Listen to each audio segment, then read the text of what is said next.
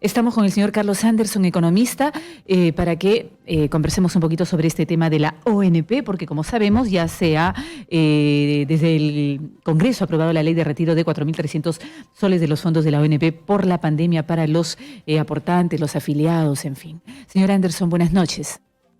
¿Qué tal? Buenas noches, Carla. ¿Cómo está? ¿Por qué, señor Anderson, la mayoría de los economistas y los constitucionalistas, muchísimas gracias por acompañarnos a esta hora de la noche, siguen criticando de manera tan apasionada, porque así lo hacen, la decisión del Congreso con respecto a la devolución de la ONP, que tanto bien les va a hacer a muchos de los jubilados, los pensionistas, los aportantes de la ONP? Bueno, mira, yo lo que creo es que sencillamente en el Perú, desafortunadamente por demasiado tiempo, han primado los criterios de carácter estrictamente técnico, ¿no? Y se ha dejado de lado aspectos como la justicia, aspectos como la responsabilidad que tiene el Estado, o sea, también solidario con sus ciudadanos, ¿no? Entonces, claro, a mucha gente, muchos de estos colegas economistas, constitucionalistas, para ellos es muy fácil decir sencillamente, no, van a crear un forado, un hueco, etcétera, ¿no? Sí, que va a quebrar el país desde lo macroeconómico. Claro, que no es así, ¿no? Básicamente porque, claro, no están en las circunstancias de personas que hoy en día se encuentran en una situación realmente dramática, ¿no? Y que, claro, y te enfrenta a una situación histórica, digamos, de injusticia, porque es injusto que alguien que ha aportado, digamos, no sé, pues 19 años y un trimestre, ¿no? Claro. De repente se queda sin pensión porque no llegó a los 20 años. En un país donde el empleo formal es la excepción, en un país donde la volatilidad de la economía y del empleo es la norma, y más hoy, ¿no? Exigir 20 años y con esa regla de que si no completas los 20 años entonces te quedas sin nada. La verdad es que siempre fue muy injusto y las circunstancias de hoy lo han puesto en evidencia. Pero claro, todo esto es, no sé, pues ciencia ficción para alguien que vive cómodamente en otros lugares del país y que no tiene ese tipo de problemática, ¿no? Ahora, dicen, y siempre dicen, lo estamos leyendo ahora y lo han dicho en todo momento desde que empezó esta problemática o esta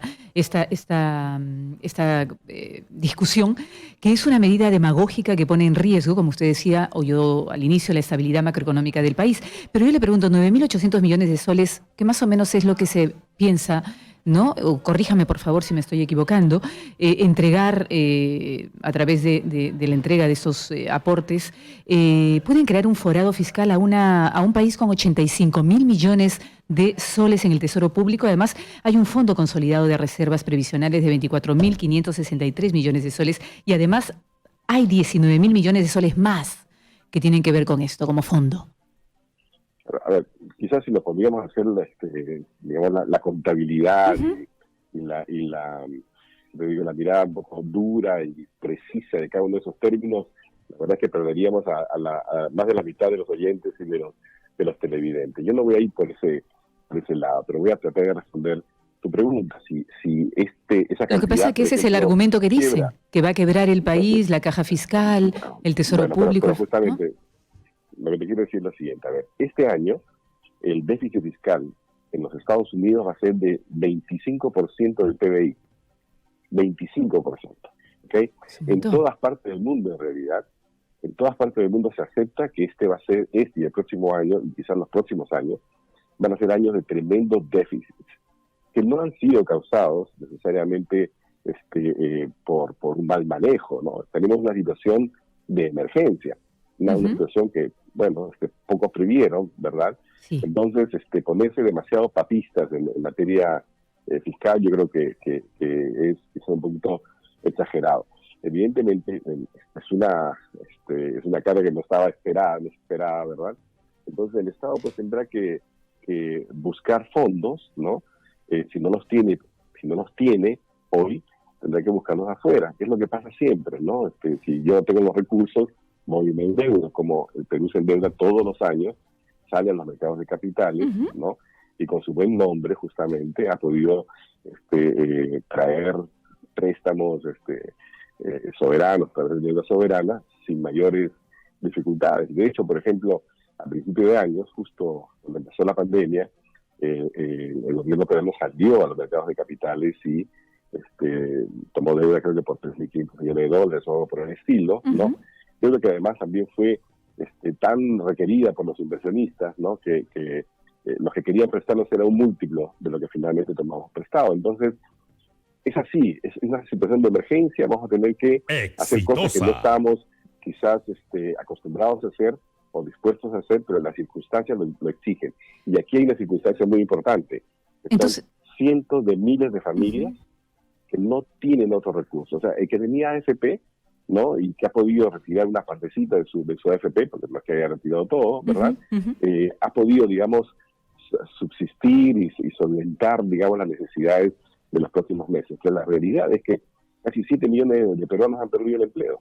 Entonces, ¿no? Lo que usted nos está diciendo hace un momento, perdón que lo interrumpa, es que el déficit fiscal no es solamente algo privativo del Perú, sino ocurre en otras partes, 25% en Estados Unidos, o sea, y el fisco de todos los países está perdiendo dinero, que además no es una pérdida, tengo entendido, esto podría ser incluso una inversión, este dinero puede ayudar a que se reactive un poco la economía porque estas personas van a tener capacidad de gasto.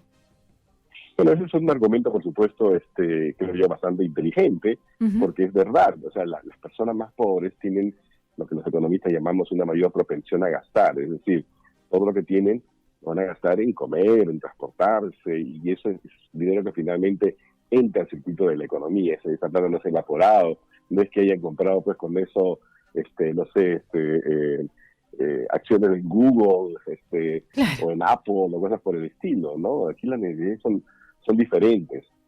Así que yo creo que tenemos que tomar esto con calma, ¿no? Yo no he hecho los cálculos, evidentemente, imagino que lo habrán hecho quienes han tomado las decisiones tanto de parte del Congreso como también de parte del Ejecutivo, porque no nos olvidemos que ha habido conversaciones. Aquí aparece todo como si fuera culpa, digamos, de una parte, pero la otra parte también tiene culpa porque ha sido sordo, mudo y ciego a los requerimientos, a las necesidades de las personas. Ahí está el ejemplo de los foravistas, ¿no? Que hace años que se dijo, bueno, sí, se les tiene que pagar, ¿verdad? Pero acá se les ha pagado de inmediato. No, el Estado es un Estado indolente, sencillamente dice, bueno, te voy a pagar a lo largo del tiempo, ¿no? Y te voy a pagar 100 soles, y te voy a pagar 200 soles y cosas por el estilo. Pero cuando se trata de deuda de fuera, así es, ¿no? La verdad es que somos rapidísimos para pagar. Y la deuda interna ni se mira. Exacto. Y además hace 4 años estos pensionistas no reciben un incremento en sus pensiones. Hace 4 años fue de 100 soles, ¿no? Y tengo entendido, por ejemplo, que en el 2019 2.000 millones de soles ha tenido de rentabilidad, ¿no? El tema de la ONP. Y tiene rentabilidad permanentemente, por lo que yo estoy un poquito leyendo y averiguando. Entonces, plata habría posibilidad. En realidad, todos estos sistemas previsionales organizados como la ONP, ¿no? Que básicamente es casi como una pirámide. Tú necesitas más gente, ¿no? Que ingrese para poder cumplir entonces con las obligaciones, solventar las pensiones de las personas mayores. ¿Verdad?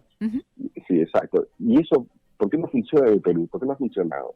Porque claro, los que tienen mayor propensión a estar desempleados son los jóvenes. Son los jóvenes. Y ahora, claro, no hay cómo solventar. Sí. Bueno, exacto. Entonces, el sistema está mal, ¿no? El sistema tiene que ir a algo totalmente diferente, que eso es otra cosa, ¿no? Mis colegas economistas y los constitucionalistas hablan como si se estuviera destruyendo sistemas que funcionan a las mil maravillas. Ninguno de los dos, ni el privado ni el público, funciona a las mil maravillas. El hecho que tenemos que reinventar todo el sistema previsional. Tenemos que aprender un poco de lo que funciona en el resto del mundo. Y usted dice que se necesita un debate honesto al respecto, ¿no? Y sobre eso quisiera hablar en un ratito, pero ¿termina su idea? Sí, no, que efectivamente se necesita un debate honesto, pero sobre todo se necesita tener, por fin, ¿no? Gobernantes que gobiernen pensando realmente que existen seres humanos más allá de los números, de las cifras, porque, usted, ir por las lomas de las ciudades y ver banderitas blancas, eso sinceramente es algo que uno no puede admitir en un país con la riqueza que tiene el Perú, ¿no? Así es, y usted también dice que esto ya trascendió el tema constitucional y técnico, que esto ya es un tema psicológico y un tema social, y que nadie da esa mirada. Por lo menos grupo de técnicos y de economistas, ¿no? Del establishment. Sí, mis colegas del establishment seguramente se van a horrorizar. De hecho, Rosa María Palacio ha dicho por ahí, ningún economista serio, Sí, ni lo he de izquierda escuchado. ni de derecha, de ninguna parte ha salido. Bueno, aquí estoy yo. ¿Okay? Dios mío, y usted es un economista que ha trabajado en el banco, ¿no? En uno de los bancos más importantes de Londres. He trabajado en varios bancos en Londres, en Nueva York, que, miren, sinceramente, si me quieren pintar a mí de populista, Ajá. que me pinten, ¿no? Yo lo que estoy diciendo es que necesitamos una economía verdaderamente al servicio de las personas. Y por El ejemplo, Estado, la verdad, que, no, pregúntame. no, por ejemplo, vuelvo por favor, y con toda humildad, corríjame si yo estoy equivocado o si no tiene nada que ver, pero por ejemplo, el Perú ha pagado por una interoceánica miles y millones de dólares o de soles, que tengo entendido pasan muy pocos camiones por ahí, ¿no? O invierte mucho dinero en la refinería de Talara, ¿no? En elefantes blancos. Y no cuesta mucho hacer eso. ¿Por qué cuesta tanto finalmente reconocer a estos, ¿no? Esta devolución de aportes a personas que, como usted dice, hoy necesitan más que nunca? O sea, ¿de dónde sale tanta indolencia y negación, ¿no? Y criterios técnicos desalmados por encima de la humanidad.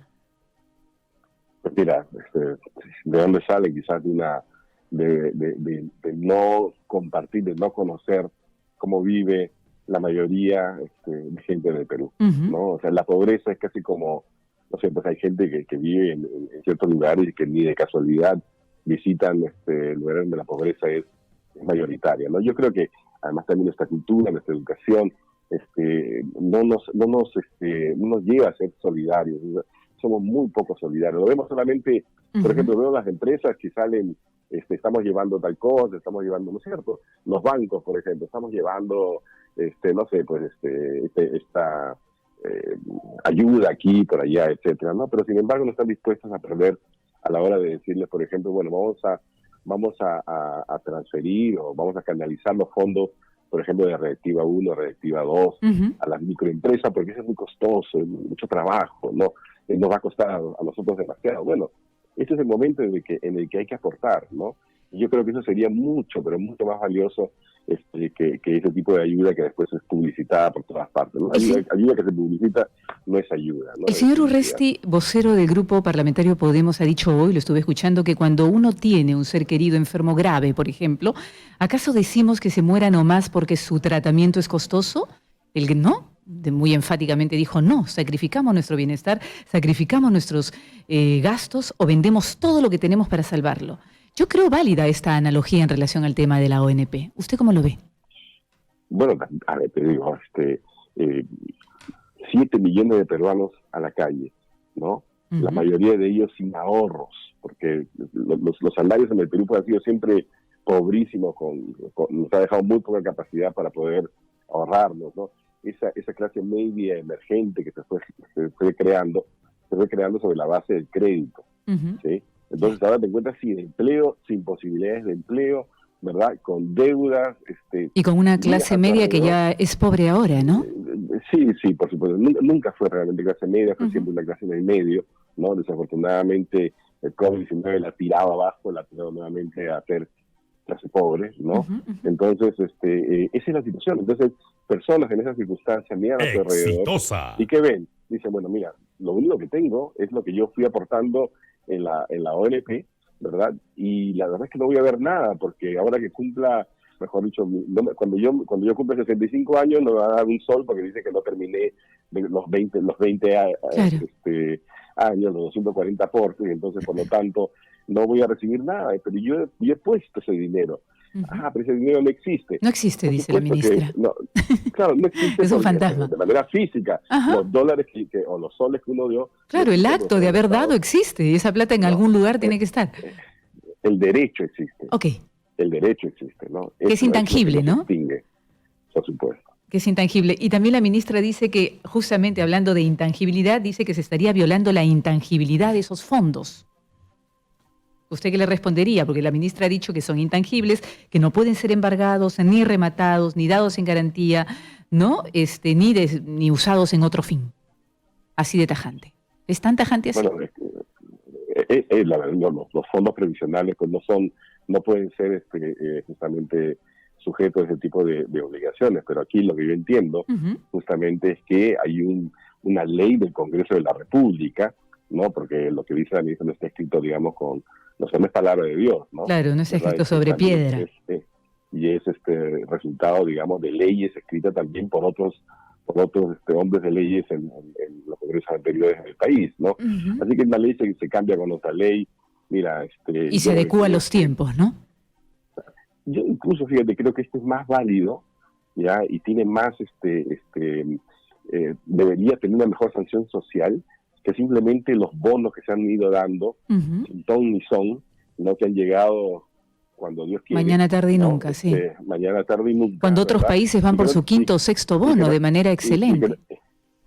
y que no han tenido, sí, pero claro, es que ese no es el tema, ¿no? Realmente, si el país tiene todos los recursos, fantástico, pero si no los tiene, tiene que activar los mecanismos de la solidaridad, Así ¿no? es. Qué lindo eso, los mecanismos de la solidaridad. Además, esto se encuentra, esta plata se encuentra, ¿no? Del Fondo Consolidado de Reservas Previsionales, se encuentran invertidos, ¿no? En muchísimos bancos, en bonos soberanos, en todos los bancos del país, en Cofide, en Santander, en Banco Ripley. Hay 1.600 millones de dólares invertidos en empresas nacionales, incluso Claro, pero el Estado Nacional puede simplemente ahora salir a emitir un bono, no sé, de 3.000 millones de dólares, que más o menos lo se que se va a necesitaría. costar, ¿no es cierto?, a 20 años, ¿sí? Ya, Y ir solventándolo a 20 años. Así que no entiendo cuál es la la magnitud crisis, del ¿no? pecado, ¿no?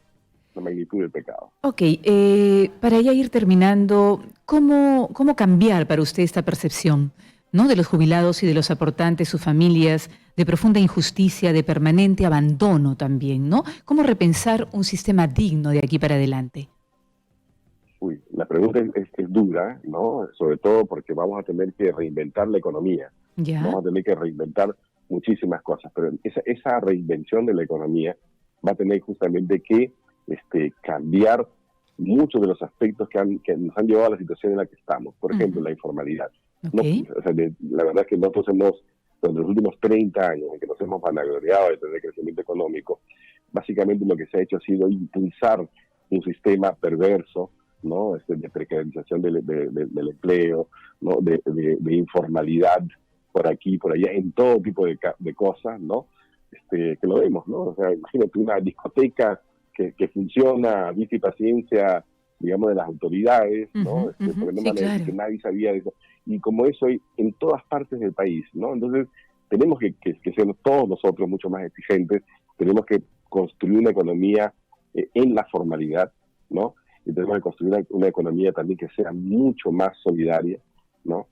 Que ponga el gran énfasis en empleos, Ujú. ¿no? En empleos que caramba le den un mínimo de dignidad a las personas, porque eso de trabajar todo el día y así igual morirte de hambre no tiene sentido, ¿no es cierto? Eso es del siglo XVIII, del siglo XIX, qué sé yo, ¿no? Son cosas que ya dejaron de ser.